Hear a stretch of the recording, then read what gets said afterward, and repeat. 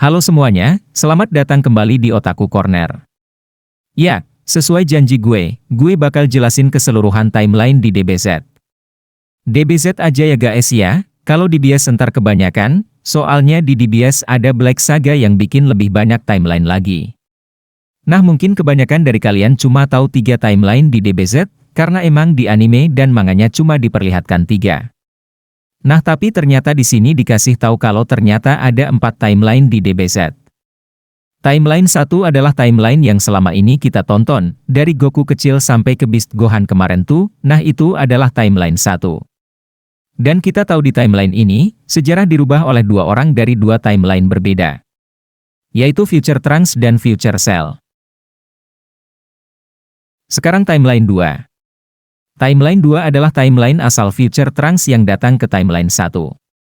Di timeline ini semua Z-Fighter sudah dibantai oleh Android 17 dan Android 18, kecuali Goku, dia mati karena penyakit jantung sebelum para Android muncul. Hal ini jugalah yang menyebabkan Goten gak pernah lahir di timeline ini.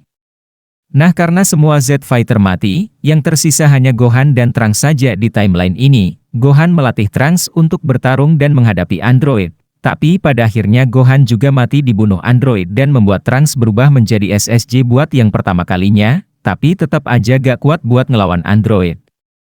Setelah itu Trunks pergi ke masa lalu, yang mana itu adalah timeline 1, dan memperingatkan soal kemunculan Android dan memberi obat ke Goku.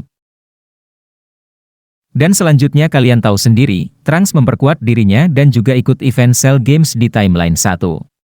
Setelah kembali ke masa depan, dia mengalahkan Android 17 dan 18 dengan kekuatannya, dan timeline 2 pun belum damai. Karena setelah itu Trunks harus melawan Cell timeline ini, dan dia mengalahkannya dengan mudah.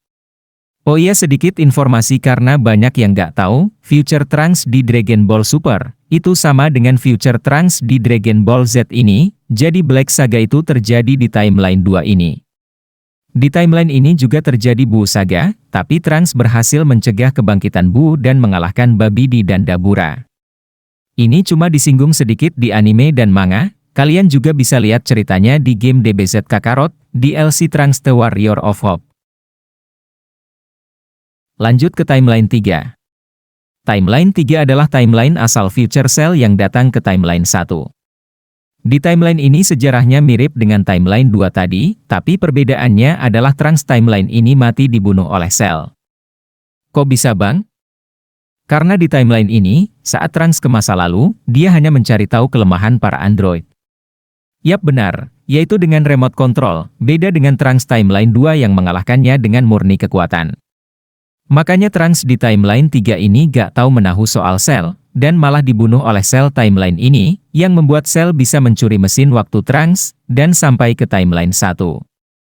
Oh iya ngomong-ngomong timeline inilah yang asli. Karena saat Cell membunuh Trunks dan mengambil mesin waktunya, itu terjadi di tahun 788. Sedangkan saat Future Trunks di timeline 2 ke masa lalu, timeline dia masih berlatar di tahun 785. Jadi Cell ini dari masa depannya Future Trunks, dan Future Trunks berhasil mengubah sejarah timeline dia sendiri dengan membunuh Cell. Dari hal tersebut, bisa disimpulkan kalau timeline 3 adalah timeline asli tanpa perubahan sejarah. Nah sekarang kita masuk ke timeline 4. Timeline ini mirip dengan timeline 1, bedanya adalah Future Trunks yang datang ke timeline ini adalah Trunks dari timeline 3. Nah, karena Future Trunks di timeline 3 ini keburu mati dibunuh Cell, jadinya saat event Cell Games terjadi di timeline 4 ini, Future Trunks gak ada di sini. Yang bikin gue penasaran adalah, pas Cell balik ke bumi setelah meledakkan diri di planet Kaio, itu Cell nembak ke siapa jadinya? Karena kan kita tahu di timeline 1, si Cell nembak ke Future Trunks. Nah kalau di timeline 4 ini, siapa yang ditembak Cell? Apakah Vegeta?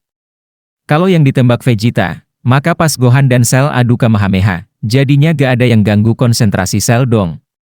Gimana pendapat kalian guys? Tulis di komentar ya.